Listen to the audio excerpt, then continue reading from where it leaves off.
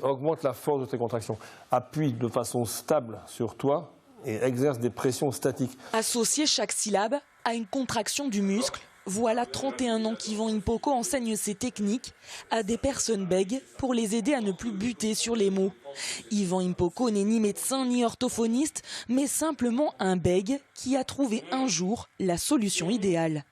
C'est la présence de quelqu'un qui nous empêche des fois de parler comme eux, comme les gens qui n'ont pas ce problème, mais la présence de quelqu'un ne peut pas nous empêcher de ressentir ça. Des contractions qui effaceraient le bégaiement. Cela peut surprendre, mais pourtant cela fonctionne. Pour preuve, voici la prestation il y a à peine un mois du petit Nolan lors de son premier stage.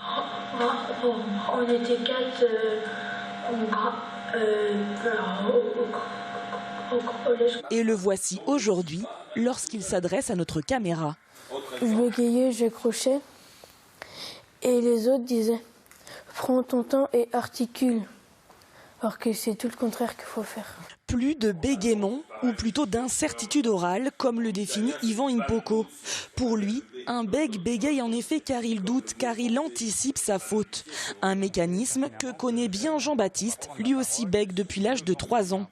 On sait pertinemment que dès l'instant qu'on va prendre la parole, devant quelqu'un ou pas, le stress, il est là. Ça commence comme ça, petit, et ensuite, avec l'âge, ça y est. Et quand on est habitué à bégayer pendant 10 ans, 20, ou 15 ans, 20 ans, 30 ans comme moi, voilà, le doute s'installe en permanence. En France, 1% de la population serait concernée par le bégaiement. À ce jour, on ignore encore les causes exactes de ce handicap.